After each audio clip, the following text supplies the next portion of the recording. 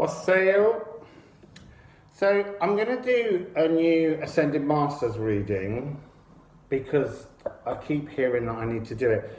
But the only reason I don't do it, and I will get myself a different deck to do these with, is because these cards by Carl Gray, they don't represent enough people. I say this every time I get these cards out. And what worries me, Carl, is you've got a new deck coming out in July, and I fear that you'll have made everybody white again. You know, Cleopatra in here is as white as Elizabeth Taylor. It's, you know, we need to be, oh, look. I'm just seeing if a second one falls. Do you know what? I did think it would be really, it'd be really nice to not do a reading about mirror souls and everything, because we've done that subject. But every time I do anything to do, there's a lot of love in the air. I just need to say that orbs keep appearing whenever this subject comes up. We've got Radha, Soul Flame. Rediscover a lost part of yourself. Oh, experience relationship harmony and healing. So, sorry, you need to see her. So, this is obviously going to be another one on the Mirrored Souls imagery. I mean, rediscover a lost part of yourself. The lost part of yourself is when you were one rock and how it broke apart and you became two egos. But you have to watch the Mirrored Soul reading for that one. So we're going to begin actually with the mystical shaman. Everything's just instant with this. I mean, the beauty way. Card number 4, balance, stillness. This is always a card that represents the 5D. And the 5D is a frequent, oh my goodness, look. She's holding the flower of the beauty way in her hand, the lotus. You've got to love the cards and the way they echo things. So moving from the 3D to the 5D is a very gradual process, but if you can shed enough of the stresses and call in your twin flame, no, mirrored soul. The reason I keep saying twin flame is because I've had to answer so many questions on twin flame, and it is a word that we've always used that I've always been uncomfortable with. They are a soulmate of kinds, but they're a special soulmate. If you imagine this is you and soulmates in a kind of 6th dimension, this mirrored soul person's up here in the 9th dimension. That's when you last saw each other. So it is a different kind of energy that's coming back. It's ancient. Some of these soulmates are from dimensions even higher. You know, I want to say the 13th because it's got a divine magic number that's feminine. Anyway, so we're looking at how you can find this energy frequency. You can become a beacon for this energy frequency with your mirror soul. So, also Mirror Soul is a very interesting singer from Spain who does the most fantastic song that you should look up, and I'm not going to sing it, I'm really not singing today, called Mascara, and it means put on your mask, ponte la mascara. But actually, it just sounds like someone applying loads and loads of mascara and kind of stopping traffic everywhere. It's a great song, so give it a listen. Marisol, Spanish singer, La Mascara, the mask. And it's interesting because we all wear masks. Oh, you see, now they're saying pick up this deck. That's why they were giving me that delay. They want me to use this Impressionist deck, but they want some cosmic cards first. So, Radha. I nearly sang again because I've got a friend called Radha Boodoo, and or I used to work with her, and Oh my goodness. And a song comes to mind whenever I hear her name.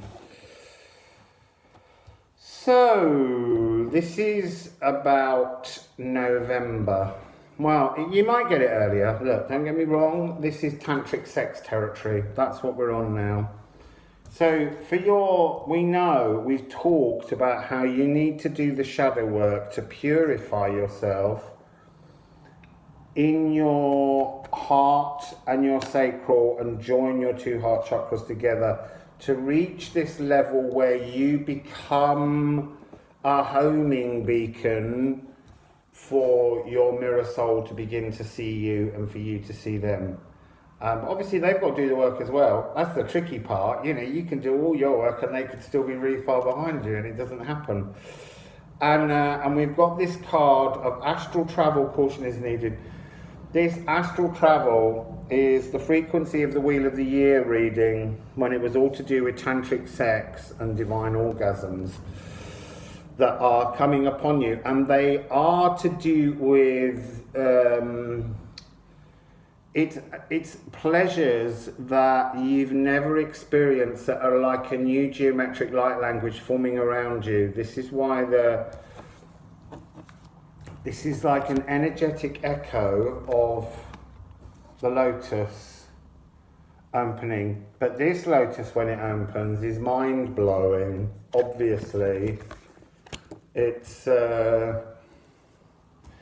I'm also going to say to you, there's a piece by Puccini in A Room with a View that I've just watched with a lovely friend, Daniela. It's Chi bel sogno di Doretta, and it's from La Rondine opera. I want you to go and listen to it. It's Puccini describing a woman having an orgasm in song. It's totally beautiful, but if you can, listen to the version from A Room with a View, because actually Kirita Kanawa sings it so beautifully, and when the timpani come in, you'll know that you've reached that tantric moment. And if not, watch the film A Room with a View, because it's in the film. So, there's a massive transformation coming, and there is a gateway. We need to know something about that gateway and about this purification. So let's just get some of these Impressionist tarot deck cards, please. Can you explain the purification and the tantric orgasms? Okay, some cards for that. And transformation and the celestial gatekeeper, please. They're interesting. Ooh, they're really interesting. Okay. They're magically interesting. I'm just going to show you this. Look. It's another bird, but in this deck, this is the death card. And it's the crow that Van Gogh saw before shooting himself and then dying. Anyway, we'll come back to that in a minute. So, purification. So the purification is 3 of Cups and 5 of Swords. I love this 3 of Cups because this is one 3 of Cups that has a message completely other to any other deck that I have. So the energy I'm getting from this 3 of Cups, and always tend to get from this 3 of Cups, is not reunions, but the notion that a reunion, a reforming, a rekindling of old love would be successful. And yet, do you see any figures in this card? No.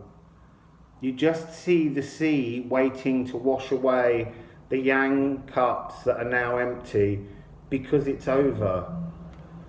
That's a really strong message to people about how, and I'm going to say this word twin flames again now, how through a lot of you guys, us readers of tarot, we've made the word twin flame toxic because we've allowed people to stay in abusive relationships with people while saying they're their twin flame. No, they're not. You've got Stockholm Syndrome. And I know this because I've had it. I've been in a relationship that was abusive towards me. It may have been abusive towards him. I don't know. I don't anymore care because I've worked through this system, through my system. So the problem with twin flame is it's being used as a cover for abusive relationships by people saying, look, seriously, I know that this is my twin flame. I really know that. And yet they keep being horrible to me and I keep feeling miserable. That's not a twin flame. A twin flame should have a beauty about it, but it's like everything. Nothing is forever. This is the part that people don't seem to get. It's exactly the same as the energy cycles going on at the moment. This age of raw masculine that's enabled the toxicity of romance. You know, if you think, I've been doing readings with people, people come in, they've got DNA traumas. If it's down their female line, quite often I get stories of a woman, she's young, she falls in love, it's absolutely beautiful, she's very wealthy, and her husband comes along and then he hits her, he beats her, he wastes all her money, he gambles, and she ends up in a lunatic asylum. And 200 years ago, what could she do to get out of that relationship? She had no rights. So that whole period has been a very difficult and destructive and dark period. And this card is trying to say to us, it's time to let go of all of that. I'm going to say to you all, there's a reading on here that I did called Good Grief, When Pets Pass Away. I know it's something about pets. It was when my dog Mabel died. It's worth looking at because she came back to teach me how to unhook my heart or your heart from someone if you're suffering with Stockholm Syndrome. And listen, I walked out on my ex because I knew it was toxic, and yet for 3 years I wanted him back so badly that I just kept punishing myself and creating blockages. And that is Stockholm Syndrome. I kept saying, you know, I saw into his soul, you know, I know that one day it will all be perfect. In another life, not this one. We came down, we signed a contract, we were abusive to each other in different ways so that we could learn something and wake up. So if you're with someone who you call your twin flame, your forever person, ask yourself, is it forever? Because nothing is forever. Energies switch, energies change. So, the Five of Swords. We've got a bit of a shadow coming in every time I try to show the cards. I'll bring them over here. The Five of Swords. Look, this relationship, this twin flaming thing you've got going down, it's over. It's high and dry. It's not even in the water of emotions anymore. And yet, you've anchored it to the ground. Do you see in this distance? There's mirror soul territory, and for some, twin flame territory. I know I hate the word, but it's because of the toxic associations. This mirrored soul thing is a new energy though. It's not the same. Twin flames have lived lives on Earth over and over again. Mirrored souls haven't. Mirrored souls have never met in the Earth plane. They're from another part of the cosmos. They're a lifetime you've had in another galaxy. You've all had these lives. We're all starseeds. It's just that some of us have been living lives over and over again down here, so we would call ourselves an Earth starseed. But we're all seeded from the stars. In fact, in the galaxy, there is a star somewhere that is you. Everyone is a star as well as being what they are, because that's the greater collection of our soul energy. So, that little boat, your mirror soul floating away, this is what happens first. And it is astral travel card.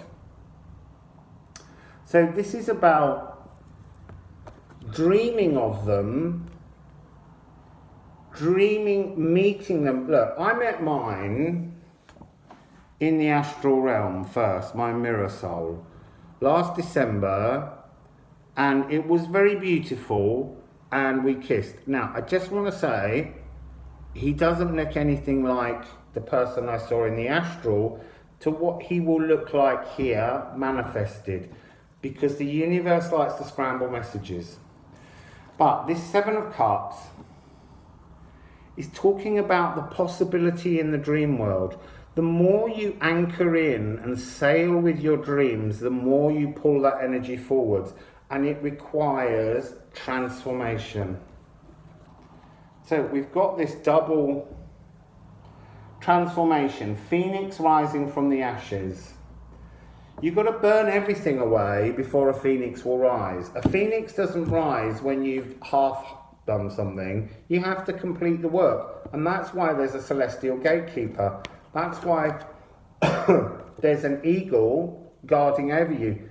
They're not going to let you and your mirrored soul into the frequency until you get with the program, because that's the way it works.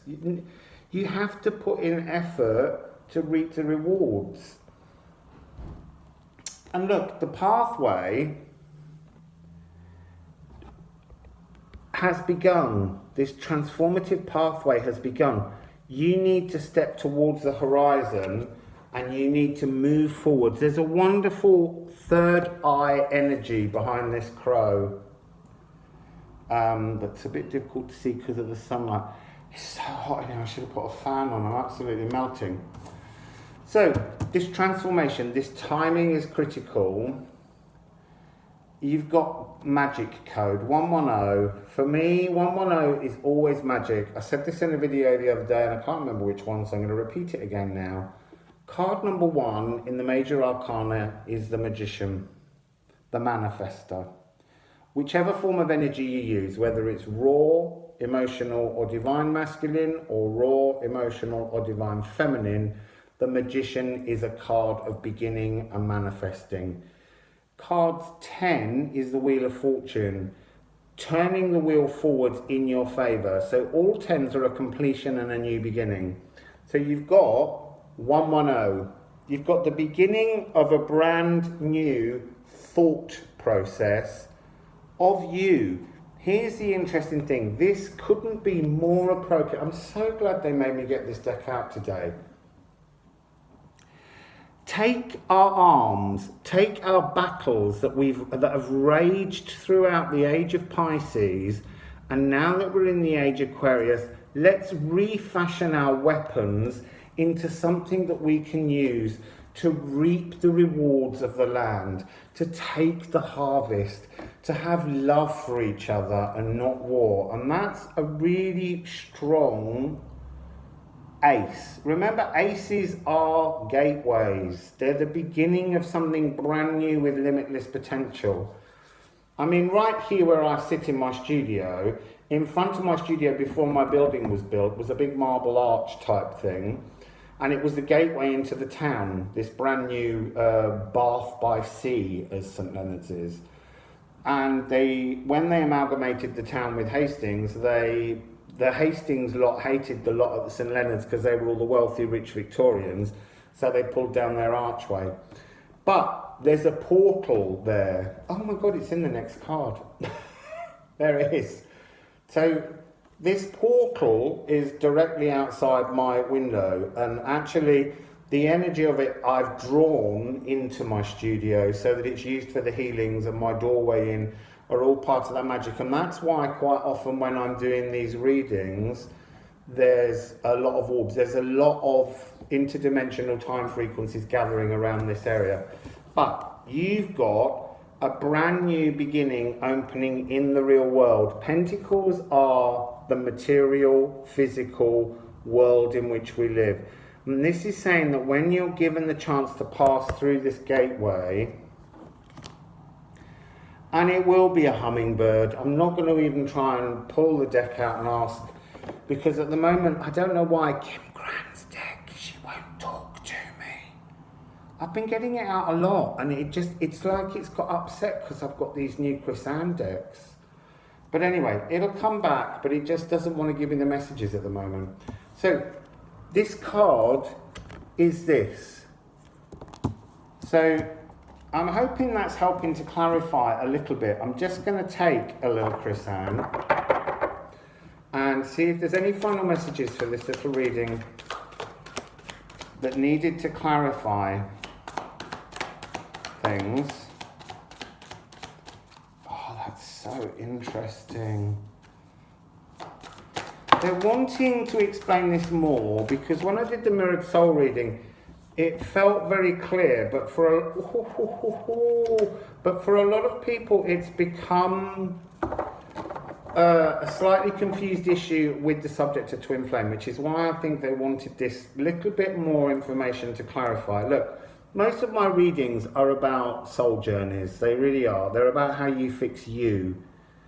But a lot of the readings I've done, if you scroll back through them, will help you with that journey. This is the next stage of the journey forwards that is coming in with this solar eclipse. Just 2 more messages, please. It might just be one.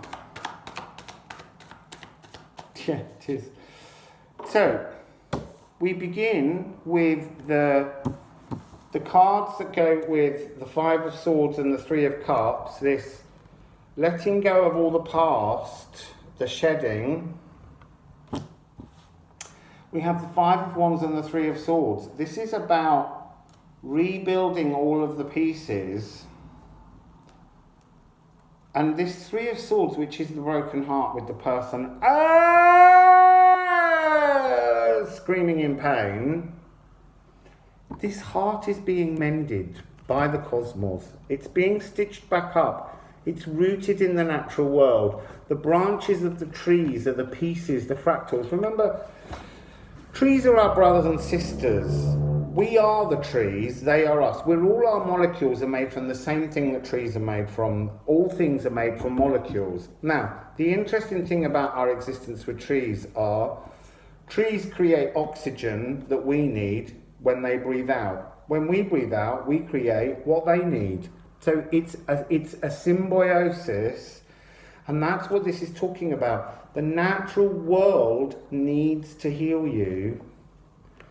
You have to heal with the natural world if you want this to come in. You can't do this isolated from the real world. You have to rebuild your relationship, the 5 of Batons. And this card is often about inner turmoil, but this is about recreating, steps being taken to rebuild your inner turmoil to something else.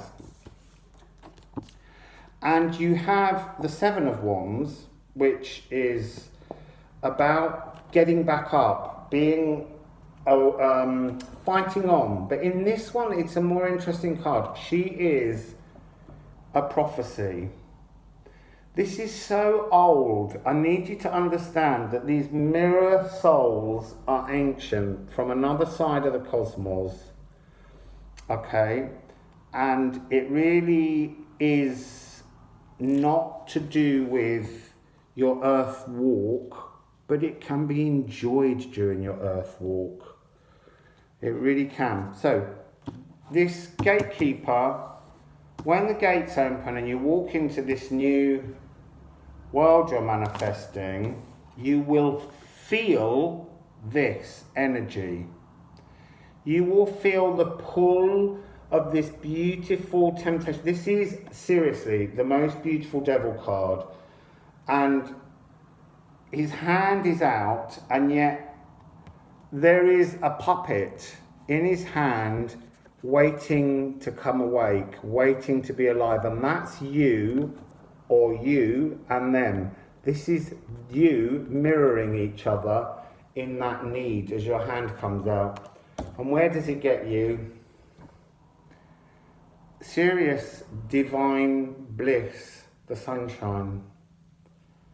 So that's the message. It's just like a clarifier for the earlier reading. I wasn't expecting to have to read about that, but what can you do when Soul Flame Radha comes out?